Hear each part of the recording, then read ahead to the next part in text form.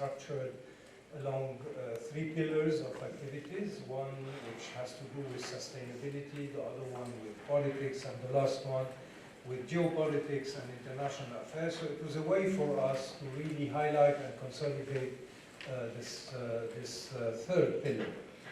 In our mind, when we started designing this with Marcus and the team, the idea was to talk increasingly about security and stability in the Middle East. If you remember 3 years past of now, that was heading towards some sort of de-escalation, rapprochements, etc.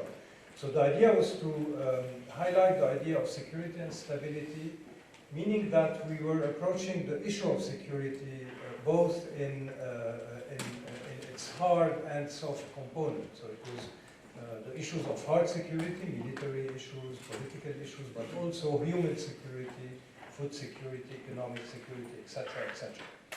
However, as you all know, and we know in this job, reality is not always there when you need it. So as soon as we started implementing the Beirut security debates last year, we were already confronted with challenges.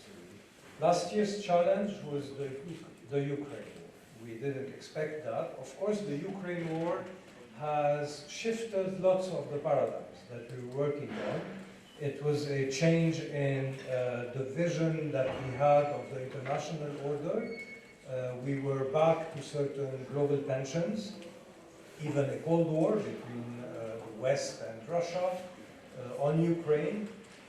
Of course, issues that have to do with the consequences of that on global geoeconomics, the energy, the food security dimension, and the impact on the Middle East. So we were already confronted and challenged on the level of stability by the war of Ukraine. This year, the challenge is, of course, compounded. It's higher, it's bigger, and it's more immediate.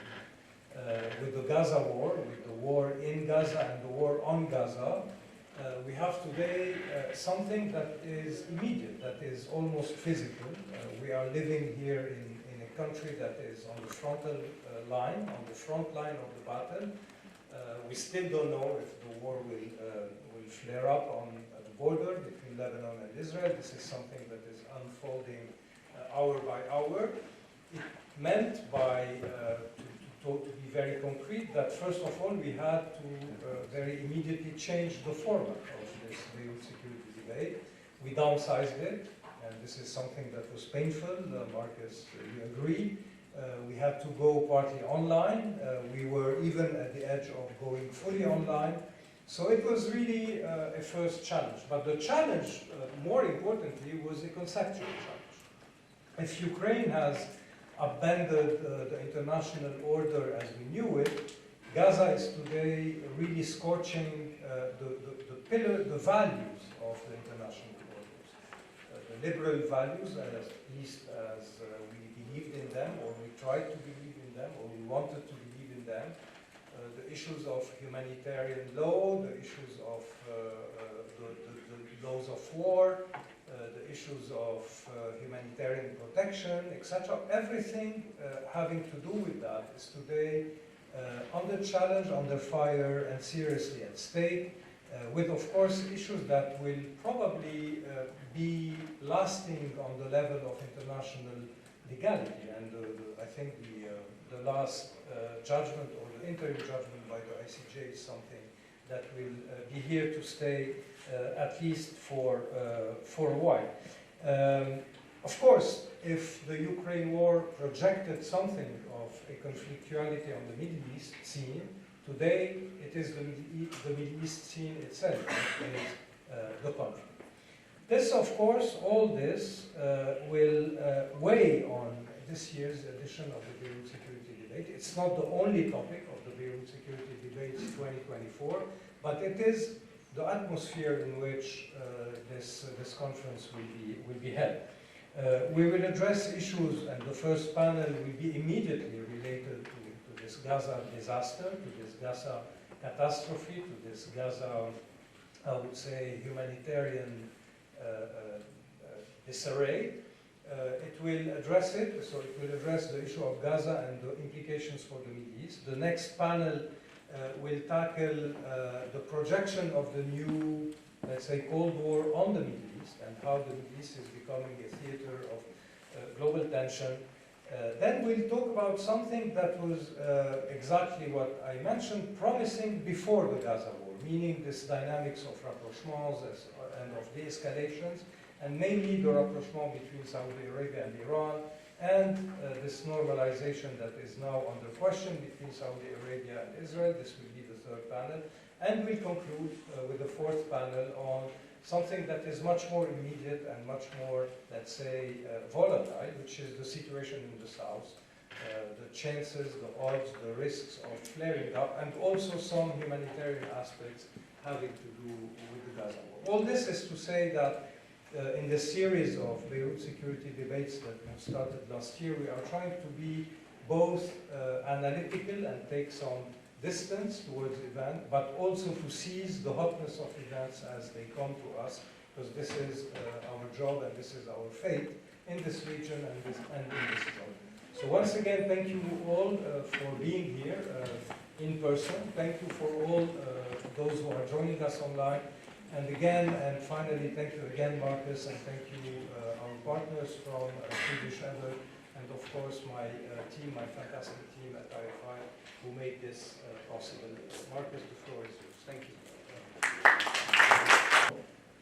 It's certainly one of the most dramatic episodes of the history in the Middle East in decades. And in the pre-discussions, and Joseph has also mentioned that, we've pondered about cancelling today's event altogether and to move it to the virtual space, even though we knew obviously that there is something called Zoom fatigue and people are not, let's say, ready to have like a one-day conference or a two-day conference online.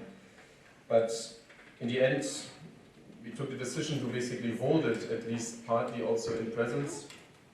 And I think we opted somehow for defiance, and maybe also because we wanted to take a stance for Beirut and also a stance for Lebanon, maybe to say, as if to say, against all odds, Lebanon is still standing and we're still here.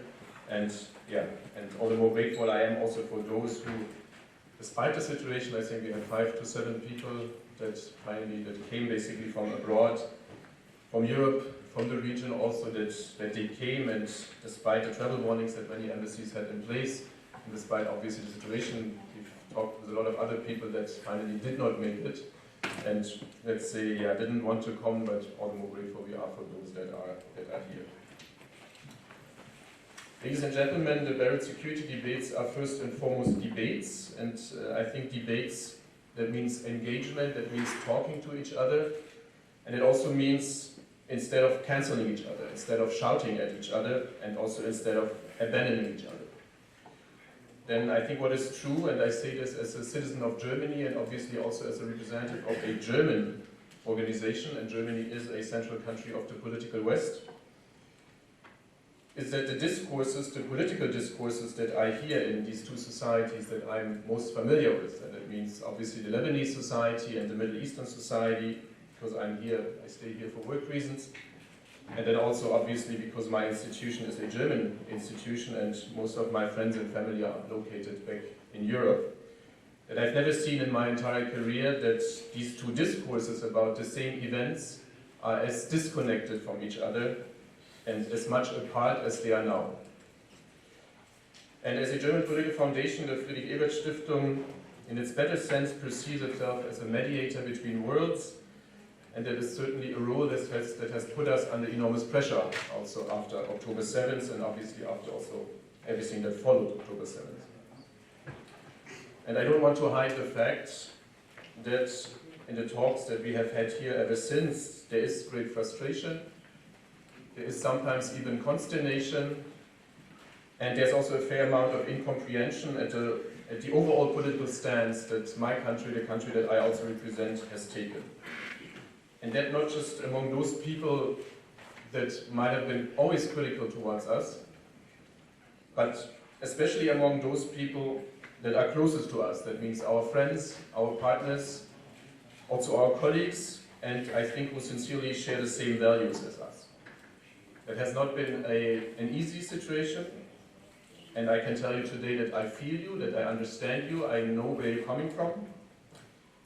And I also say that I don't consider it today as self-evident that in these challenging times a German institution and a university in the Middle East, a Lebanese institution, hold such an event together, an event that carries even the name, the Gaza War, and Joseph has mentioned that, in the capture of its title, and an event certainly that will talk about the centrality of Palestine, also the Palestinian question in world affairs, but obviously also what does it mean for the Arab world. So I think it's not self-evident. Maybe across the Arab world there's not that many events happening right now between German and Arab institutions, and all the more grateful I am that it happens here. Grateful also for the trustful partnership that we have with Joseph and with our friends here at the IFI. Ladies and gentlemen, despite all odds, I believe that dialogue, that means speaking one's mind, but also listening to what the other person has to say, so dialogue is always a two-way street. I think that dialogue is all the more important in harsh times like these, and I sincerely believe that despite our different national origins, despite our different historical experiences, despite the political stances that our countries have publicly taken, institutions such as ours do have a strategic role to play, a role in reconnecting the dots and also maybe in transmitting messages between what seems to be like parallel worlds. Because when I'm in Germany, it's completely different than when I'm here. And I think, we have maybe also the task to promote alternative voices and to break up discourses that are very much one-sided. Excellencies, ladies and gentlemen, context matters, but content does as well, and Joseph has mentioned that already. So when we look at what we will be discussing over the next few hours, and with interruptions until this evening, and obviously this debate was planned for 2 days, and because of the situation we had to narrow it down to 1 day, and that's why it might be a very long day. But I think we can probably all agree upon the fact that the 7th of October has been a turning point for the region and probably even for the world. And I remember I was at a conference in Geneva that was hosted by the Swiss and the Swedish Middle East envoys. That was just days before the 7th of October. I believe it was the 2nd and the 3rd of October. So really very close. And the general mood at that conference, I can say, was almost cheerful. What big difference. It was all about, as Joseph has mentioned, normalizations, rapprochement, détente, the new Middle East. And there were even the colleagues from Chatham House who presented their most recent report entitled Seizing Mina's Moment. A report, you can still read it, very interesting, about how the regional powers, finally coming to terms with each other, will now be able to sustainably stabilize the region. That was the mood of that conference. I think what we have seen ever since was maybe a vindication for those skeptics, and some of those skeptics also here with us today, because obviously the last edition of the very security debates, we already asked that question, how sustainable are those normalizations? I remember there were many people in the room that basically said, that despite all the flurry of diplomatic re-engagements, despite the state visits, rapprochements that we see on the surface, most of the underlying problems actually have remained unresolved. And I think post-October 7th also it looks almost ludicrous, but the idea had been for a long time in the Middle East that the Palestinian issue that was once perceived historically as the primal conflict of this region can somehow be contained, can be marginalized. I think the Israeli Prime Minister would have said managed and sidelined, and that there could even be normalization between Israel and the supreme Arab power that is the Kingdom of Saudi Arabia, without a proper resolution to this conflict. I think what October 7th and its aftermath has shown was not just that the Palestinian issue in itself cannot be subdued, but I think that this very question goes way beyond Gaza and Palestine. It's not just over there, but I think it is a crystallization point nowadays, what happens in Gaza, that captures the imagination of the world. I think what we have seen in the Arab world is that it was the people of these states, so maybe we can even talk about a democratic moment, that was the peoples of these states, that have reimposed the solidarity with the Palestinians upon their governments that were probably already concerned with much other issues and did not want to talk about it anymore. And also in the West, and that was once again after Ukraine. I think the West has learned that the narrative that is predominant in its part of the world, that is in Europe, where I come from, and also in North America, and where most of the politicians and the political commentators wanted to reduce the 7th of October to a question of terrorism, that this narrative did not catch on.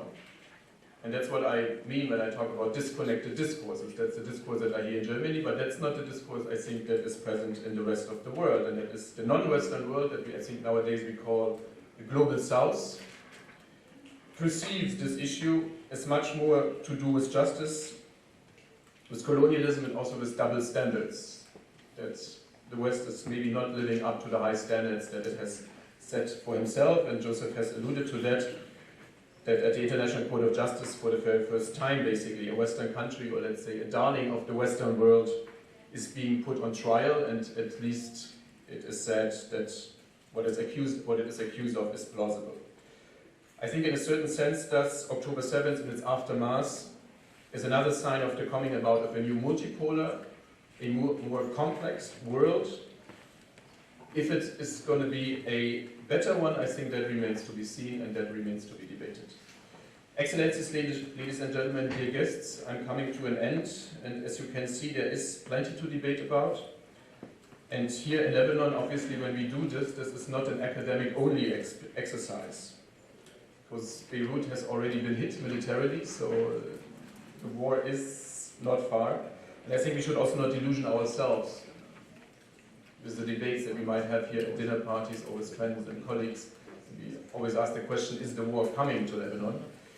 Because I think there is already a warlike situation. I think if you take the official definition of a war, I think when there has been more than 100 people have to die, then we can already say that Lebanon is right now a country at war. In the south, there's bombs there falling every day, and we have tens of thousands of people that are being displaced.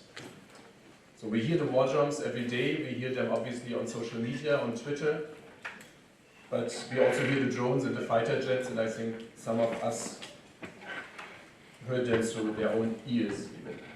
So this is about war and peace, not just in theory, but a very practical question, and I think as long as we have the privilege to debate in a more peaceful situation, at least here in the center of Beirut, I wish all of us a fruitful debate and engaged exchange, and I obviously hope that we are going to be creative to find a way out of the current impasse. Thank you very much, and I think we directly start now with the first panel, so I would like to ask our friends to join. We're starting off the day with some broad strokes. The first panel today that is going to kick off the rest of the discussions is the Middle East after October 7th. So what has been happening over the last approximately 4 months, and what we're going to see in terms of dynamics even in the weeks, months, and maybe even years ahead. Just by way of very quick introductions, my name is Maya Shbeili. I'm the Relief Bureau Chief for Lebanon, Syria, and Jordan, based in Beirut. I will give very brief introductions to the esteemed panelists who are here, because their list of accomplishments is entirely too long. It would take up the whole panel, so I'll just go very, very quickly down the line. Dr. Yus Hilterman is the Program Director of the Middle East and North Africa at the International Crisis Group. Dr. Maha Yahya is the Director of the Carnegie Middle East Center, and Dr. Nassif Hatta is a Senior Advisor to the Arab and International Affairs Program at IFI here. So usually the way that I like to do these is I like to have a round of questions that we're going down the line with for each speaker. But we do have a section at the end for questions from the audience, so please do start to jot those down as we go along, and I'd be very happy to engage you as well in the last 30 minutes of this panel. A little bit less, I think, since we started a few minutes late, but my hope is that we can have a very, very engaging kickoff to the day. So I'm going to start with you, actually, Yus. So the interesting developments this week, in particular, have been the news about the positive reactions to the ceasefire talks that have been taking place, and that took place in Paris on Sunday. So the US, Qatar, and Egypt have floated a new framework for a phased approach, and that would work through short-term cessations of hostilities in Gaza, and it would eventually lead, hopefully, to a fourth phase of the long-term ceasefire. We heard some positive news last night about preliminary improvements from the Israelis and from Hamas as well. But really, what are the necessary ingredients for this proposal to work? Not just from Hamas and from the Israelis, and what are the possible pitfalls that as we reach this kind of critical moment that we should be looking out for? Thank you, Maya, and thank you, Joseph and Marcus, for inviting us here to this event, despite the difficult circumstances. It's really much appreciated. The talks have been ongoing really since the beginning of the war in Gaza. Attempts have been made to come to a ceasefire and then to end the war. Clearly, those have failed. The war is continuing at a devastating cost to the Palestinians of Gaza, and is threatening the stability of the wider region. We've seen many disturbing developments. The latest talks follow on the earlier cessation of hostilities in late November, when we saw exchanges of some Israeli hostages held in Gaza and Palestinians held in Israeli jails. The focus of the current talks is the same. Again, I think there is a clear understanding that, certainly from the Israeli side, there won't be any talk towards ceasing hostilities without the release of Israeli hostages. So that is the number one issue.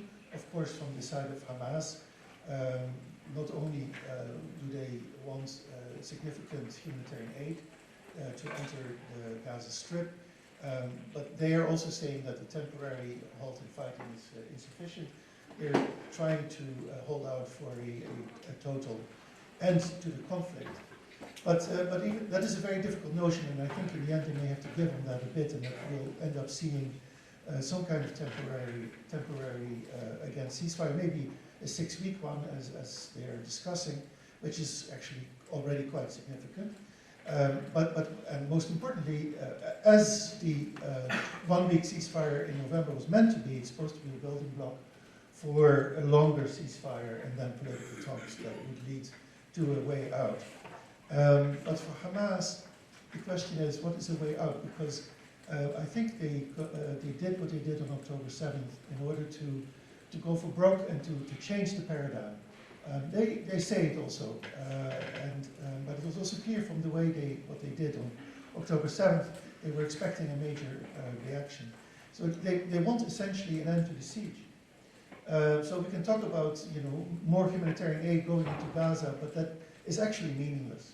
I mean, it's not meaningless for people who are literally on the verge of death, but in the end, to go back to the status quo ante is unacceptable to the Palestinians, broadly speaking, certainly to people in Gaza, because what precipitated October 7th was the intolerable situation in Gaza to begin with, under the siege. So I think we're still very far from accomplishing that particular objective, given the extent of the devastation that has taken place, the fact that most of Gaza has become uninhabitable, and that in the places where the majority of the population are concentrated now, they're living in absolutely impossible conditions. And so what we've seen in the past 4 months really has been a tightening of the siege, not to go worse. And I can imagine the Israeli government is not keen then to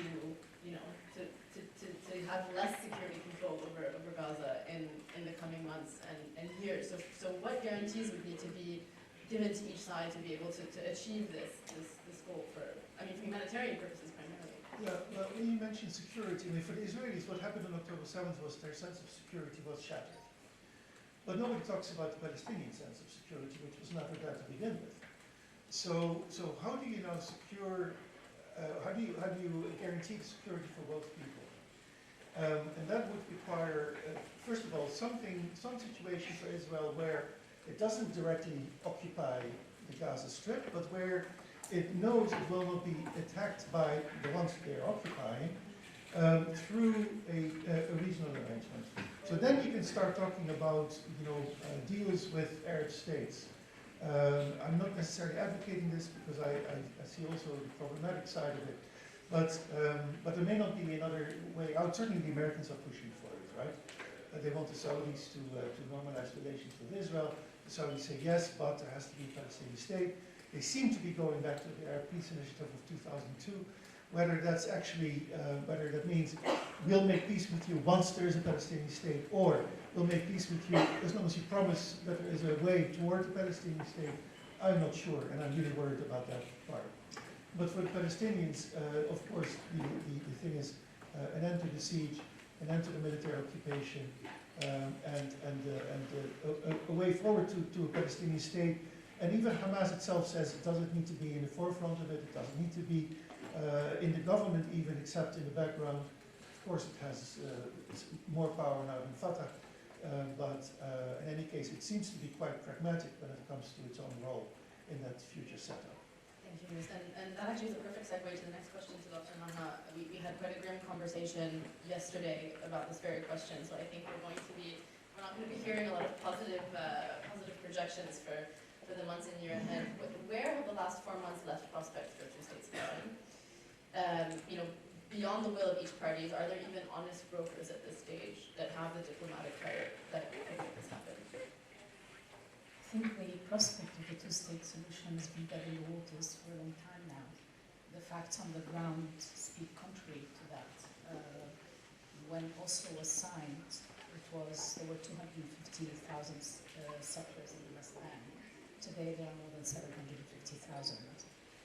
When you include the bypass roads, you include all the settlements, etc., in the West Bank alone.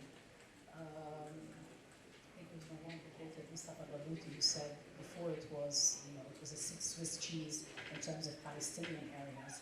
Now they are the Swiss cheese. Palestinians are the kind of small islands in a much broader sea of Israeli settlements. So I think going back to this idea of a two-state solution is almost as if calling to go back to a status quo ante, which is impossible today.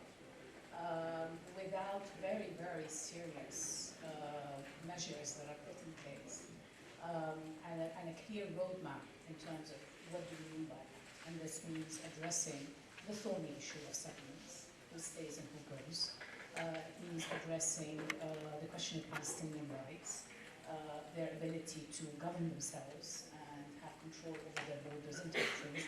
All of these questions are things that Israel does not want to engage with today.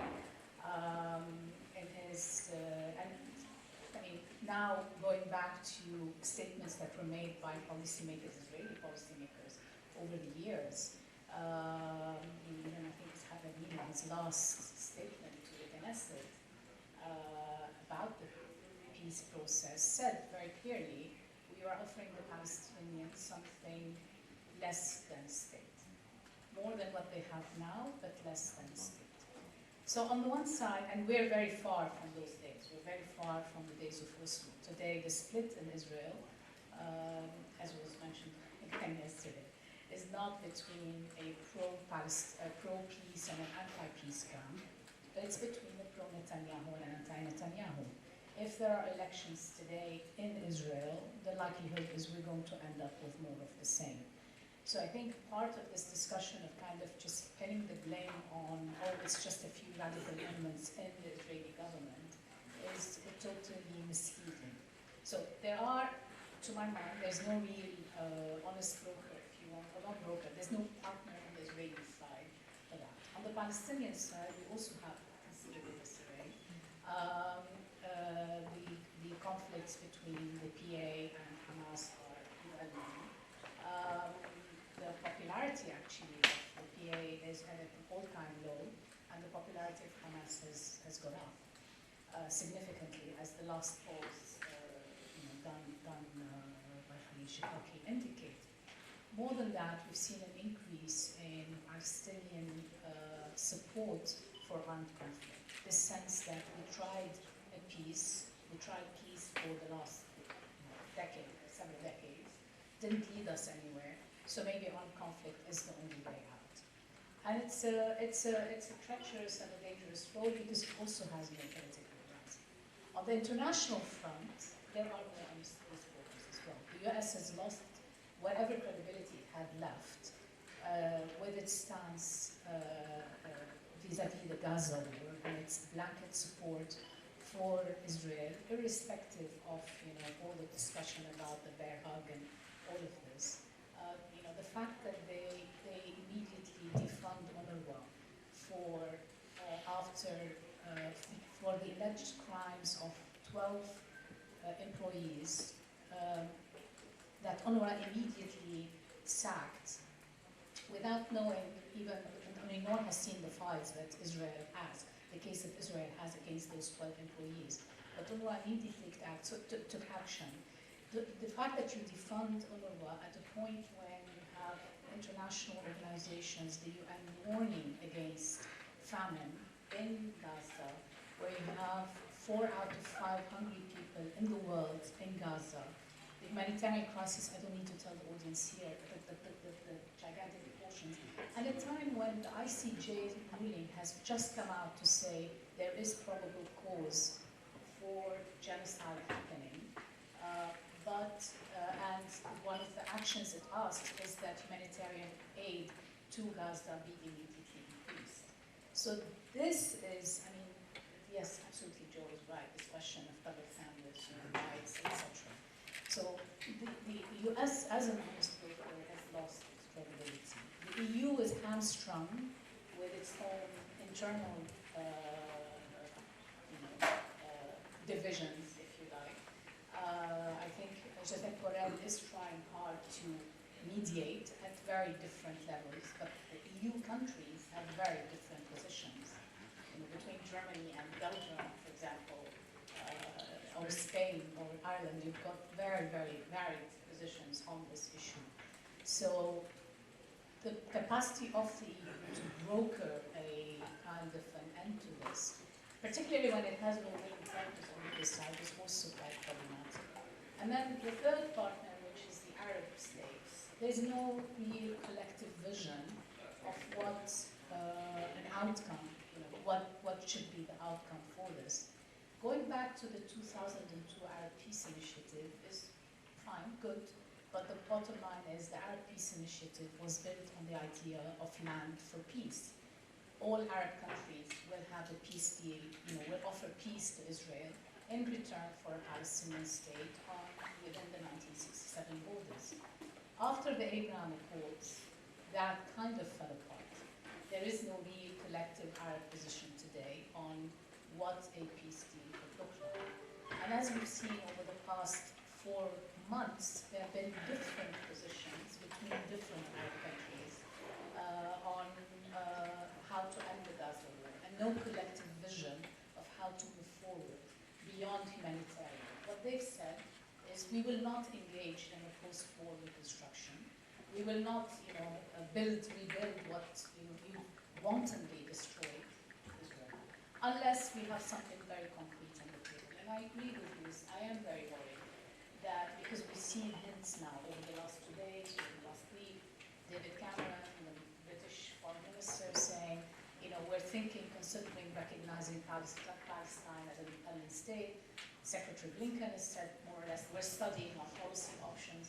So there is real concern that this again pays lip service to saying we're recognizing a Palestinian state, where the reality on the ground is something completely different. So you thought that it was actually not a positive announcement? I think it's positive to the extent that perhaps it can put pressure on Israel to say, countries that are supporting you are fed up. But honestly, it's again, if the push is to go to the status quo, back to the status quo ante, that's impossible. That's just not going to work out. I think everybody would rather bury this issue and say, pretend that 30,000 people or more are not dead, more than 65,000 people are not injured, and more than 70% of Gaza is not destroyed and has become unlivable. And it's not just about destruction. It's going after schools, hospitals, cemeteries, public records. The destruction has been so systematic. I won't comment on that. So I think, yes, it's positive to the extent that if it can exert pressure on Israel, it is a recognition, in line with the ICJ. I think this is something we haven't talked about enough. 2 things about the ICJ. One is, in the ruling, the ICJ has recognized Palestinians as an ethnic group that is in danger of being wiped out. This is contrary to the leadership, various leadership, historic leadership in Israel that has said there's no such thing as a Palestinian. And some of the debates today is, oh, they're Arabs, let them go to some other Arab country. And the same way one would say, oh, they're Polish, let them go somewhere else, or they're French or whatever, let them go somewhere else in Europe. So that recognition, I think, is very important. This, by saying we're recognizing the Palestinian state, reinforces that to some extent. But politically and in reality, on the ground, I think there is considerable concern that becomes more of a lip service. Oh, we're recognizing the Palestinian state. However, the steps towards that are very far off. I think what we would need to see is a very concrete roadmap, saying in 5 years we will have a Palestinian state, and these are the steps that need to be taken to get there. These will be the borders. These are the contentious issues, and there's a very strict time frame in terms of when we're going to get there and what are the steps needed, including confidence-building measures. Thank you. And before I move to Dr. Hitta, I just have one last rapid fire yes or no question. Can the UK play that honest broker role? Since you said the US is out, the EU is out, the Arabs are out, can it be the UK? I think also the UK's role and support for Gaza has undermined its credibility as well in a systematic way. I mean, it's very difficult. Perhaps, I mean, with Lord Cameron, maybe we have to wait and see. But again, we don't see an international. Intentionally or not intentionally is then beside the point. The thing is, they are taking the instructions clearly from Iran to not escalate, which then means the Americans, if they escalate, they're asking them for a counter-escalation. Whereas, if Biden can withstand the pressure from the Republicans and Trump and everybody else, then they would come with a measured response. Do not attack Iran directly. Do not even attack Iraq, which is your ally in a way, but attack only Syria and don't hit any people. Just hit the installations like you had before. And that way, you can look strong and yet keep things contained. So this is what it's all about right now. And so, and it depends on who's doing the math, right? I mean, Yes. with Donald Trump, there was a certain calculation that was being created. I remember being in Baghdad when there was an American contractor that was killed in Djibouti, Yes. and that prompted very, very ferocious strikes on the border with Syria and Iraq, that then led to protests in the Green Zone, that eventually ended, Yes. the week started that way, and it ended with Qasem Soleimani being killed at Baghdad airport. I mean, it was a really kind of... And then the Iranian counterstrike against Assad. And Assad, Yeah. So and even that, if there hadn't been a communication channel through the Suez in Baghdad, in Iran, it could have escalated further. And if there had been American real casualties, because many people were injured in that attack on Assad, but if there had been death, it could easily then have led again to a counterattack. We also have to thank, I mean, I say this with great care, the people around Trump who held him back. But So if you were in the war, this is the last kind of, but if you were in the war room now, yeah. Lloyd Austin and Joe Biden, everybody, Well, I don't want to be in the war room. You don't want to be making that call anyway. Okay. No, but if I were in the war room, Yeah. then no, I would say you have to contain the situation because there was clearly no intent on the part of the Iranian side to escalate. And so, because the Iranians are playing a game, and they have their so-called proxies or non-stable allies in sort of check. And there's some understanding. It's choreographed. Yes, even the Houthis are not going beyond a certain line. So, but we've said, I mean, Crisis Group, not me in the war room, Crisis Group, we have said from the beginning that, the greatest danger is not from either side at this point wanting to come to a big war, because they don't, but from accidents. And this was exactly one of these instances. And that's why we need to exactly understand precisely what happened. Thank you. And we've talked about Iran across the board, so I'm going to move now to Dr. Hitta and ask you about Iran's regional network, which I think has been really in the spotlight. I don't think Hamas intended for that to be the top kind of analytical point of the past couple of months, but that really is what we've been looking at. We've been looking at Israeli strikes on Iranian targets in Syria. We've been looking at Iran. I think Israel in particular has been targeting the nodes of that network. It's not, Salah al-Abadi was killed not just because he was Hamas deputy chief. He was killed also because he was a key part of that network. in fact. And so, you know, how does the so-called axis of resistance come out of all of this? Well, let me say first that we've seen now what we call unity of fronts, definitely, which is a concept, a doctrine that the Iranians are using, but using to send messages. Whether we agree or disagree with them, they're very clever, overcautious, and it's a way of negotiating on the ground by proxy to negotiate after battle around the table. That's one of the lessons we learned in negotiations. Look at Iraq today, how it's going on. Messages via Iraq, basically, via the Houthis, which is a very strategic point in the region. It has nothing to do, despite the declarations of the Palestinian issue, basically. It's, you know, repositioning yourself in a better way in the region, in this ongoing confrontation, whereas negotiations, you know, sometimes are off, but most of the time are on in Oman. There are two capitals in Oman negotiating about the, you know, the nuclear issue, in Doha negotiating about calming the situation in the current conflict. So basically, Lebanon in the past was playing almost the exclusive role of, you know, what we call mailbox for exchange of messages in the region. International and region actors would exchange messages via Lebanon. It wasn't vital. It's our responsibility, prime responsibility as Lebanese, to make ourselves there. Syria became another, not able to compete with us, at least on this issue, as also the mailbox. And we've seen now in Iraq the mailbox being active, and somewhere else also being active on the Houthi, basically Red Sea. So you have many mailboxes, some are more active than other mailboxes are active, but it's all in the process of negotiating, not open-ended conflict.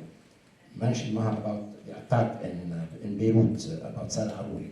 And the Israelis have said, admitting that we didn't play by the games, because if you go back to the issue, the rules of engagement established in 2006 are still working, but they developed in a symmetrical way along three dimensions: geographic dimension, firepower dimension, and target dimension.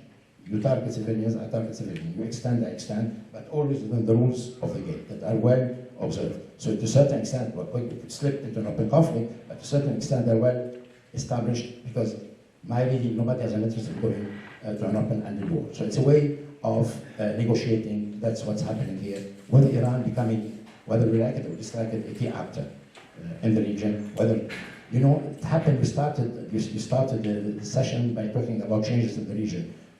I have been thinking for some time that we have three processes of normalization that have been established in the region. An Iranian-Saudi normalization process, of course, a Syria-Arab normalization process by reintegrating Syria fully into the Arab League, and one process that started before and that took a shot in the arm, the Turkish most Arab normalization process, basically. But what we're seeing today are these elements that are, to a certain extent, threatening not directly but indirectly the environment within which these processes are supposed to develop. Thought-provoking. Right before I move into the third section, I wanted to get a sense of how many questions we have in the room, just so I know how many. No one's awake? Not one? Okay, all right, so I'll just take all the time that I want. Great, excellent, perfect. There's one. I have a question. Okay, I'm going to save it to the end. I just wanted to get a sense of how much time. Actually, it relates I'll to save. Dr. Sure. Bitti's points. Yeah. Okay, so we'll hold it to the end, and then we'll come back to any leftover points. I wanted to ask if anybody, if Dr. Mahadavius, do you wanted to comment on the Iran question, Iran's network in the Middle East, and we'll leave it at that. Okay. I think it's pretty much Well being said. said. It's working. But does it come out stronger, or has it been weakened by the last 4 months, or has it been strengthened as a force? Has the unity of fronts failed, really, as a concept? Not at all. I think what we've seen is an interplay between the different groups. There is some level of coordination between them, that's apparent. They're each playing their own role, but there is some level of coordination. So I don't think that it's been weakened in any shape or form. On the contrary, it's actually come into play in a more significant way. Now, there are criticisms of why did Hezbollah, increase getting to the war much more than it already has, etc. And we know the answers to that. But at the end of the day, all elements of this front, or most elements of this front, have come into play in this conflict. And people talk about this conflict as a war between Israel and Hamas, or a war on Gaza. Actually, I would call it a war on Gazans, not just Gaza. It's actually a regional war. We're seeing what's happening in Yemen with the Houthi attacks against the Red Sea is directly related to the conflict. If there's a ceasefire in Gaza, all of this will stop. So they have displayed their capacity. They're sort of NATO tools. Yeah, I did tell them. I said it was their attempt at NATO, but it wasn't really. It hasn't really worked out. Can I just add to that? So I agree with as I usually do. So from the Iranian perspective, this axis of resistance is defensive in nature. It is to protect the Islamic Republic from the challenges from the United States and Israel in particular. So it has established these relationships with these non-state actors, created Hezbollah in 1982, and it has helped the Houthis since 2015, and it's working with the Iraqi Hashd al-Sha'bi also since 2013. So all of these things, 2014 actually, it's defensive in nature, and Hamas was part of that alliance, but Hamas acted on its own. And this was clear in the response from both Hassan Nasrallah and from the Khamenei's people, in that they were caught by surprise. They weren't necessarily pleased by that, because it forced them to take a position that they had not wanted to take at that time. Maybe in the future, yes, but not at that time. So the timing was left to Hamas, or Hamas took the initiative. And so now they had to struggle because they, on the one hand, they don't want to escalate because it wasn't the time for Iran. Iran wasn't itself under threat, which is what the Iranians care about. At the same time, they couldn't be seen to be weak in not allying itself and supporting Hamas. So what to do? So you need to then come up with a strategy where you look like you are responding on behalf of Hamas in your various areas of struggle, Lebanon, Yemen, Iraq, Syria, but not letting it out of hand. And again, so this is the situation that we're still in. It looked, as you said, after October 7th, like there would be an immediate outburst. And because everybody was trying to position themselves in response to this surprise attack by Hamas, they didn't know what to do. And then it became clear very quickly that, in fact, there was no desire on the part of Iran and Hezbollah to escalate. That has been the situation till now. Then there's this theory that what happened last week actually is an example that they do want to escalate. I think it's wrong. I think it was a mistake. But the real danger is exactly in the mistakes that can be made, and then they are misinterpreted, or there is no communication between the various actors, between the United States and Iran, for example, that would say, hey, wait a minute, this was a mistake, sorry about that. Or maybe they don't say sorry, but in many cases, they pretend.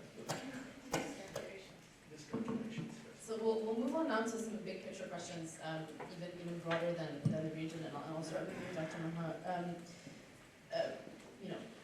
How will the Gaza war impact regional stability down the line from, vis-a-vis the domestic politics of different countries in the region, especially Jordan, Egypt, Saudi Arabia? We've seen, not just in the US, but we've seen also in the region this kind of, this split, obviously, between public opinion and what they would expect the governments to be doing, and the leverage they would expect the governments to be exerting. And obviously, because of that lack of, that linkage is not there really in most cases to begin with, we're not seeing their states acting accordingly. What kind of tensions, discord, public pressure will these governments have to deal with down the line, if any? I think it shifts from country to country because the impact it has on different countries, just the three that you mentioned, Jordan, Egypt, and Saudi Arabia, the impact it has in each of these countries is fundamentally different. And the interests in the countries is fundamentally different. As we all say, Gaza, the October 7th, and what has followed has put Palestine back on the map in a sense, the Palestinian issue, Palestine. and basically did away with this notion that the Palestinian question no longer matters to the broader Arab public. In Jordan, there's a sense of an existential threat that what we're seeing today in Gaza amounts to an ethnic transfer. There are and this is not me saying this, this is the Israeli officials in government, at the highest level of government, at the highest level of the security forces, saying that they want Palestinians out of Gaza. Actually, 2 days after, last week, there was a massive conference in Jerusalem around the rebuilding of Gaza with settlements, basically, Israeli settlements, sorry, at which 12 members of the current cabinet attended. So this push to force Palestinians out of Gaza, A, by making it uninhabitable, and B, by continuing bombarding them until something gives, is very evident, and they talk about this. The other aspect of this is what's happening in the West Bank and the West Bank per se, the killing of Palestinians, the uprooting of entire communities. In the settler movement in the West Bank has gotten to a point where it doesn't have a lot more room to expand. And the only way out for it is to come and push Palestinians out. So the concerns in Jordan is that if that happens, this poses an existential crisis for the country because it fundamentally transforms the entire identity. It's an identity issue. Today you have around 60 to 70% of Jordanians are originally Palestinians. So it poses that kind of a challenge. Today in Jordan, everybody is pro-Palestinian, and more so than that. So I think the dynamic in Jordan, and the government has had to take that into account, in part because the anger is very high by its own population, but also because it poses a threat to the system and to security and all of the issues in terms of how you govern a country.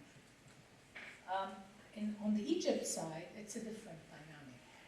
If 2 million Palestinians are forced to enter Egypt, it will, it's not going to impact the population dynamic in that sense. It doesn't have significant identity implications for the country, but it has significant political implications because then Egypt will be complicit in aiding and abetting the ethnic transfer of Palestinians from Gaza, something that Egyptians are completely opposed to.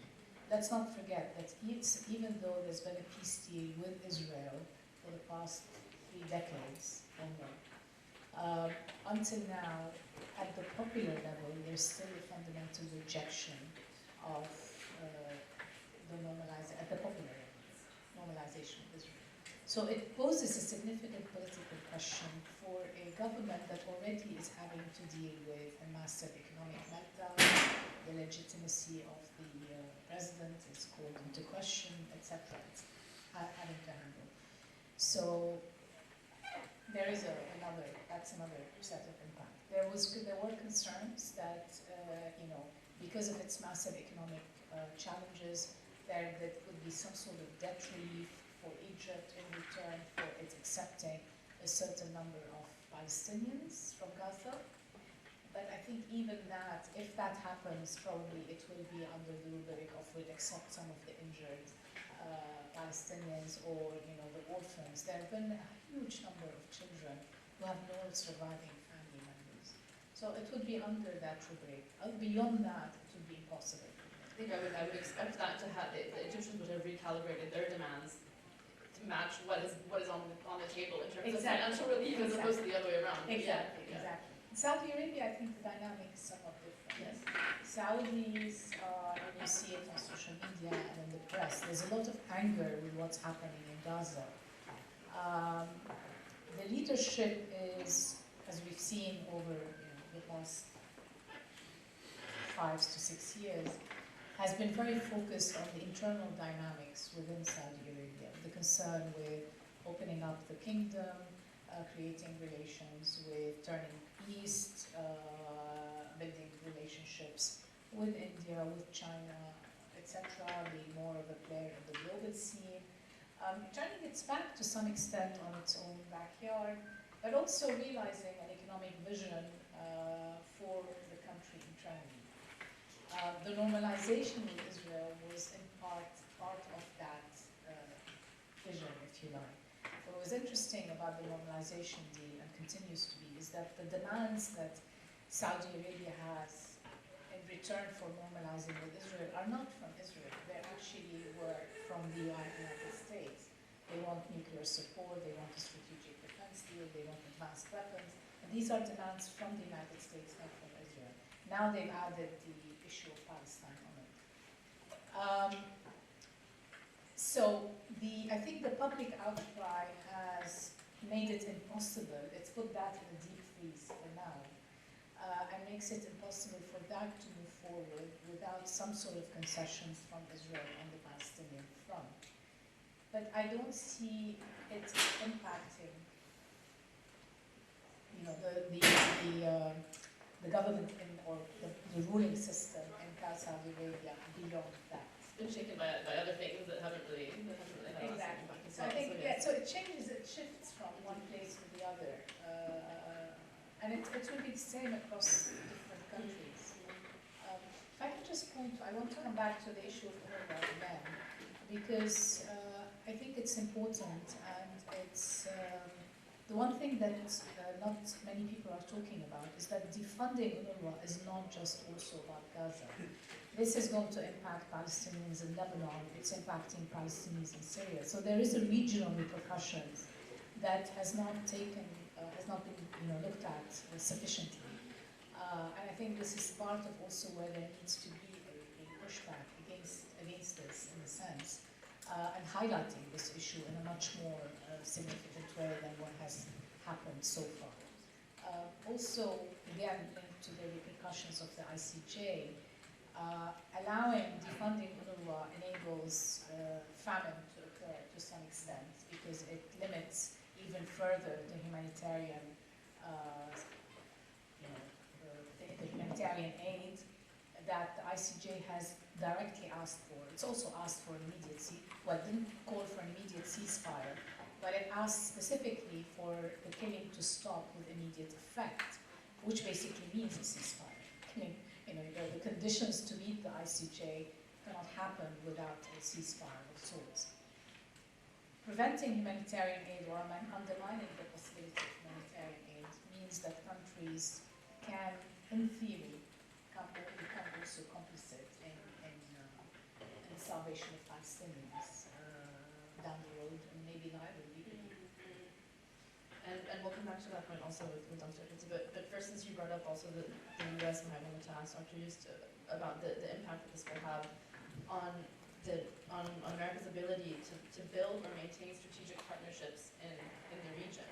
And do you think that State Department or the White House or the Pentagon, whoever's thinking about these things, is actually thinking about the fact that their policy on Gaza could impact their credibility in the region for years to come, if that's the case?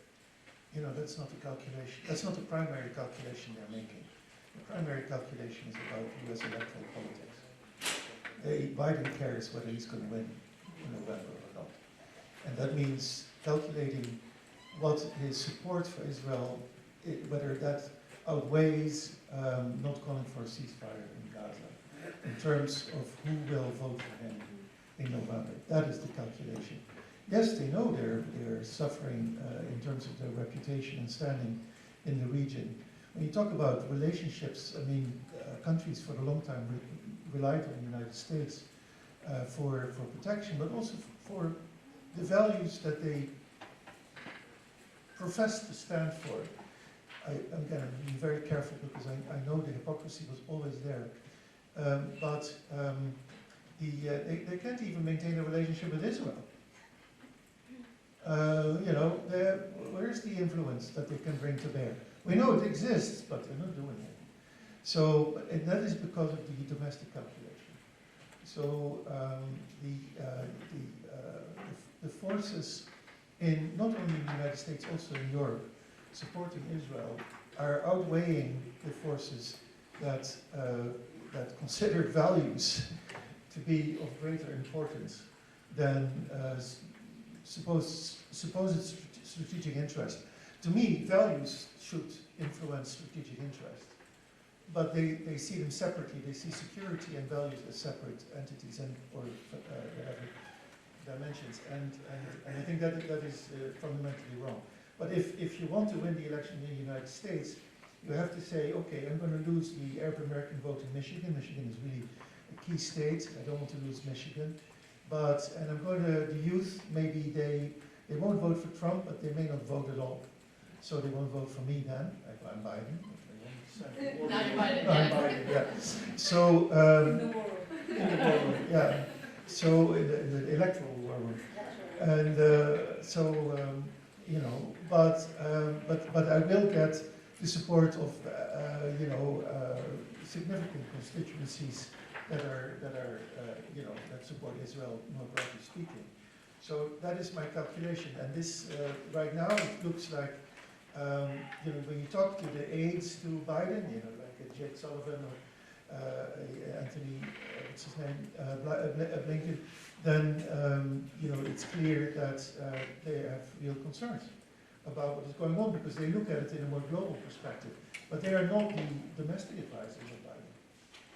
So, and I'm not saying that they're doing the right thing at the moment.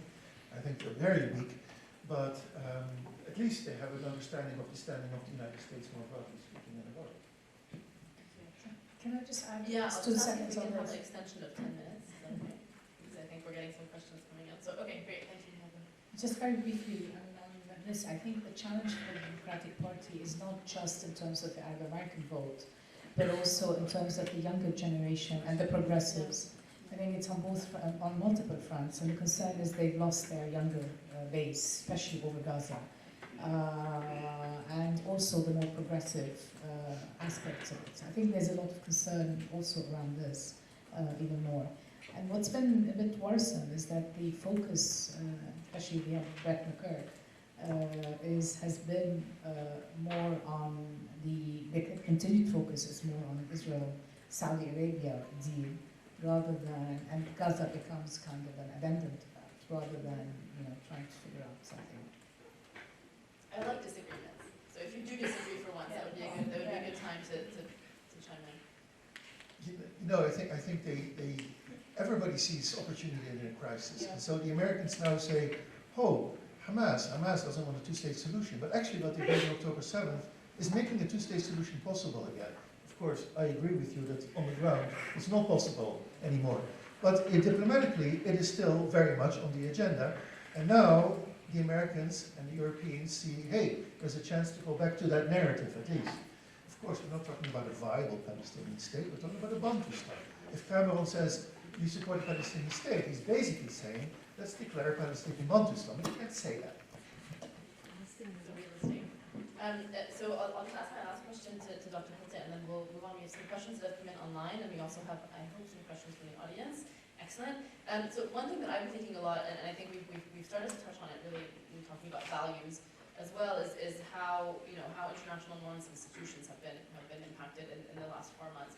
We've seen Israel basically take on 2 international organizations since October. Well, really in the last few weeks actually, with the ICJ and UNRWA. And there was a line from a speech in January by Hezbollah Secretary General Hassan Nasrallah, which really stuck with me. She says that if you think that international institutions like the UN, international norms are going to protect you from something like what's happening in Gaza, then you're wrong. And the only thing that can protect you is force.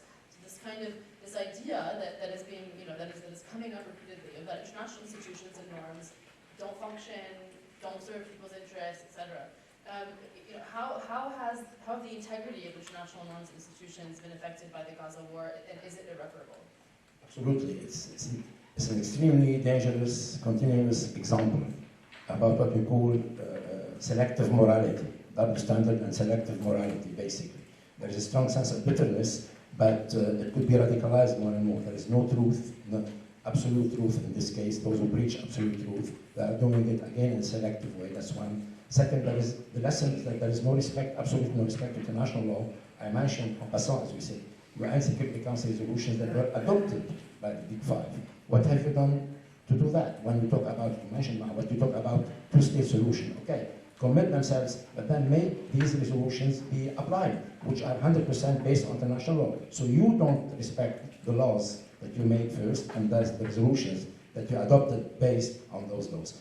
One point I want to mention, it was mentioned before, when it comes to public opinion, perhaps in different situations, the Arab world they could express themselves differently, but there is something which we call sociological solidarity in the Arab world, whether expressed beyond his own or her own nation, whether they are expressed by Arabism or by Islamism. And there's a strong bitterness and radicalization of the Arab public opinion and Muslim public opinion concerning what's going on today. That cannot be perhaps expressed in a way through the institutions, depends on country A or country B, but they are a very important factor that we must take into consideration if we want to put back the issue of peace, real peace on the table. Thank you. Very concerning. I think something that we have to think about and watch further on down the line. So I think we have 15, 20 minutes hopefully to get into some of the questions. We have some questions that have come in online, so I'm going to go through those first in addition to your question as well. So I'm going to read these out. I think if someone could give you a mic, maybe that would be excellent. Okay. I'll read the online questions first. So we have one from Ambassador Wafa Bassem, former Deputy Foreign Minister in Egypt, who agreed with you, Dr. Maha, that the day before October 7th should not be portrayed as the ideal status quo to go back to, as much as the day after should be considered as a solution. What are the different visions of the day after and the day after that? Is it the ceasefire, or the humanitarian pause, or the end of the war in Gaza? What kind of state would the Western world be willing to recognize? Would elements of a state be fully respected for the Palestinian state? And what kind of model? I think those were two separate questions. Both from Wafa, and we have another one from Hussein Hamdan that I'm going to read the instructions so I think it's useful. When viewed through the lens of Israeli national security, the formation of a Palestinian state appears challenging. Even moderate Israeli thinkers discuss withdrawing from certain lands, but not necessarily in support of establishing an independent state. Moreover, there are legal implications for Israeli security. Considering these factors, how do you envision Israel finding a solution that allows for the acceptance of a Palestinian state while ensuring the protection of its national security, especially given the extensive borders that the West Bank shares with Jordan? So I think these are two sides of the same question in a way. So what could this even look like? And I think we've talked about why it might not work and why the process isn't viable even at this point. But just for the sake of for the intellectual exercise of doing it, since we have these two questions that have come in, and Miss, if you'd like to ask your question. Okay. Yes. We've been talking about different players, the effect of different players on this issue. But I was wondering, what role could Turkey play? It's kind of a complicated, multifaceted player. It's a member of NATO. It has ties with Russia, with Qatar, and actually it has long-standing historical ties to the Arab world from Ottoman times. Is there a role for Turkey, and what could it be? Could you introduce yourself? I'm Dr. Sumru Waltu. I was at AUB for 5 years as chair of the econ department, and now I'm kind of free. Well, I'm a fellow of the IFI and also a bit of a freelance person. Thank you. And we'll just take the last question also from there's a sorry, Dayet, can you pass the we'll go here first and then we'll take another round. Thank you very much. I had a couple of questions. I remain for one. It is regarding we talked about a lot the issue of pressuring Israel by Western states, but should we not kind of abandon this term of pressure? Because as you said very well, the issue is not about challenging the relationship between the West or the main Western country, US and Israel, and the main Western European state, France, UK. You have few exceptions for historical reasons, Ireland, and Spain now because it has a left government. Why I'm saying this? Because what we're witnessing, I wanted to hear about you, is further far-right politicization and not only arrival of far-right political parties, because Macron has adopted completely the far-right discourse. The issue of the Islamophobia. There's further in relationship at all levels between European states and Israel on security issues, economics, etc. And moreover, they didn't find, especially for the US, another key actor in the region to play its own down. And even more, to consolidate US influence in the region, it necessarily goes for Israel. And this is why the whole issue about the pressuring is more about internal politics, as you said, because there's further protest and it's undermining their rule, etc. But it's not about, breaking the relationship. On the opposite, they're moving forward towards it. Because the importance of Israel in the regions where US influence is key until today, with the rise of China, of other actors. So I think this is why the whole issue of pressuring, if we take it bluntly, and the war cannot be ongoing until today without US support. So the term even pressuring, even I think is counter, it doesn't give a good idea because at the end of the day, the US needs the state. It needs it to consolidate its influence. And this is why even to foresee the future, hopefully a better future, is very hard because it will go against its own trend. So maybe I wanted to ask you about this far-right politicization, the issue also of Islamophobia, and Israel has been saying, and it's not the first time historically speaking Zionism, as the first fighter against barbarism, Islamic terrorism, etc. So yeah, I just wanted to hear this, yeah. I think we'll do a free market. Who wants to pick what they want to answer, or if you want to combine a few of those different, questions together. There's a lot of tough ones, actually. Yeah. Well, I mean, I think we're all, I can speak at least for myself, stumped on the day after solution. Because it is a big picture and because you don't have partners on any side at this point. So it's very hard to envision. I mean, in an ideal world, yes, one can talk about the establishment of a Palestinian state within the 1967 borders, ones that are recognized internationally. This is an ideal world which the reality on the ground today says it's an impossible dream. I think what we can aim for, at least at this point, is to say, okay, there will be a ceasefire. This will be linked to the launch of a new peace process. The end game has to be defined at this point, which would be a two-state solution, or it could be left open and to say, okay, there is going to be the end game has to be defined at this point. But that it could be a two-state solution, and that means we have to respond, as I said, to those very tough questions. Or we may be looking at a different arrangement, which is more of a one-state solution to some extent, which is also impossible to discuss at this point.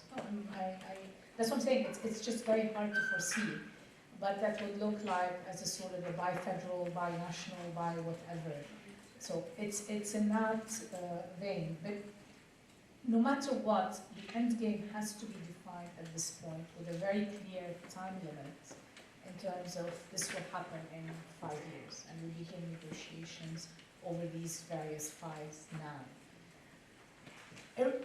Other than that, I just don't see a way out. And unfortunately today, I don't see any kind of consensus around this in any shape or form, neither by the Western, nor by Arab, nor by countries of the global South.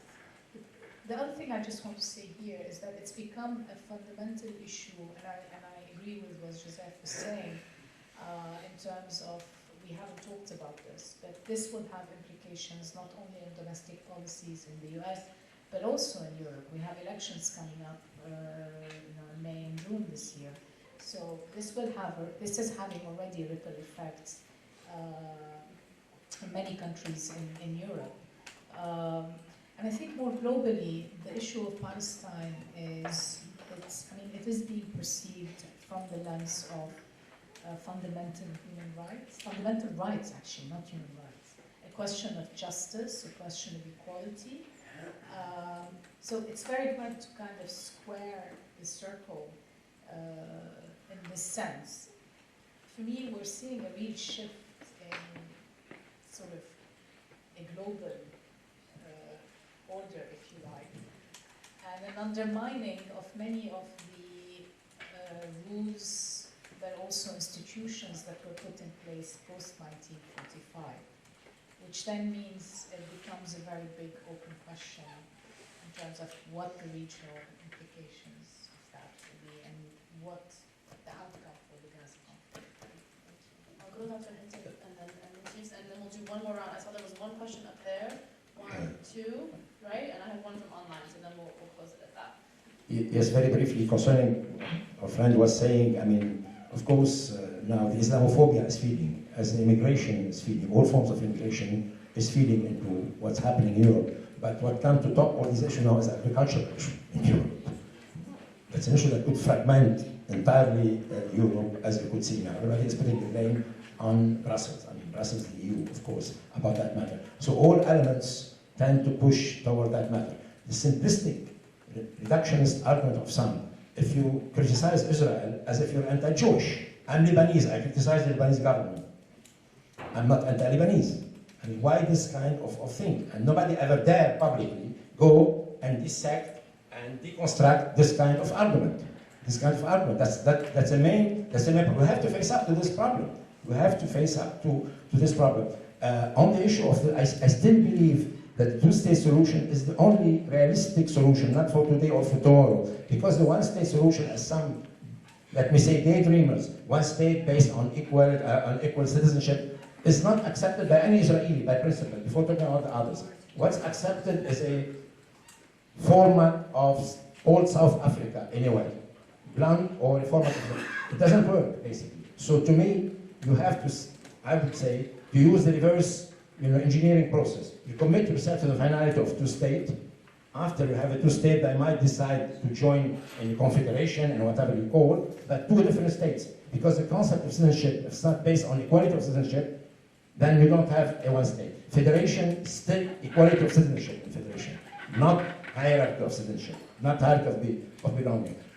We still have to fight for that matter, but to fight for that matter, you have to start first having a ceasefire, and second, commit yourself to a process where you know what's the end game. You know, those who are feeling the heat of the kitchen are not like those who are sitting in the garden enjoying that. They can say, okay, I'm fine, I'm sitting in the sun, why don't you stay there and feel the heat of the kitchen? So you have to have that pressure for that matter. Thank you.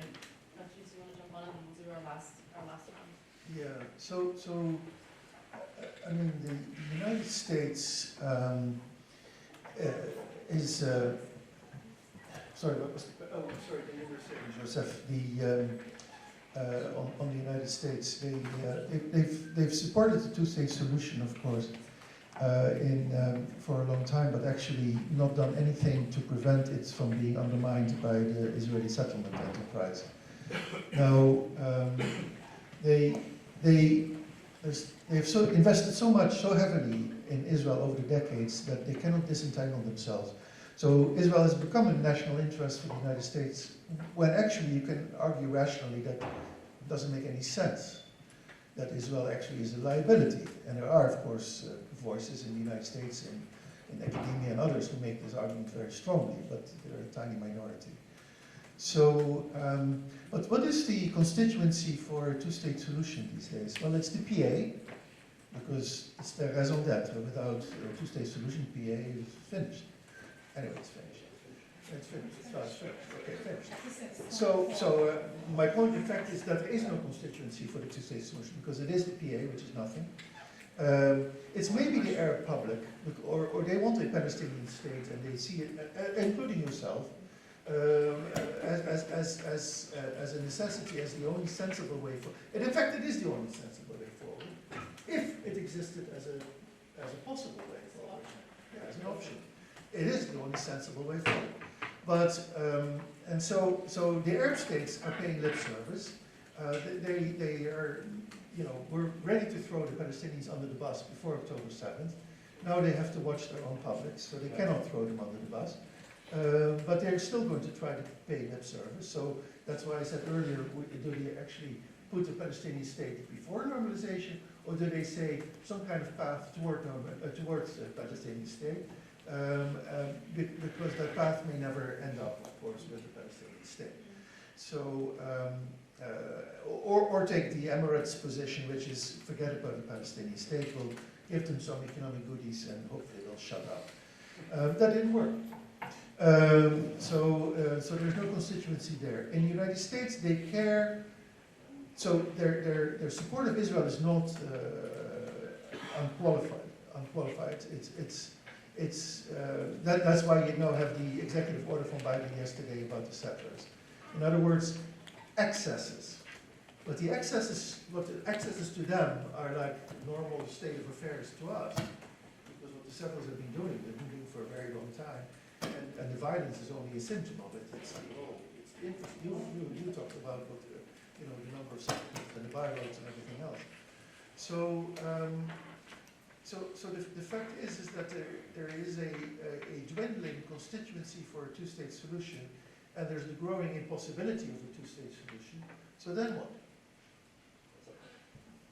And then, well, apartheid is the one-state solution is either a democratic state where there are equal rights for everyone, which would put an end to the Jewish state, which is, of course, there's no constituency for it in Israel. Or it is an apartheid state, and we already have the apartheid reality. It's already there. It's not a solution, it's a reality. Or then we get into the bifederal and these other arrangements, but again, there is absolutely no discussion even about it. And so On any side. On any side, so I don't see any constituency building even. So we end up with the current status quo, which is unbearable, unacceptable, and leads to endemic instability and possibly worse.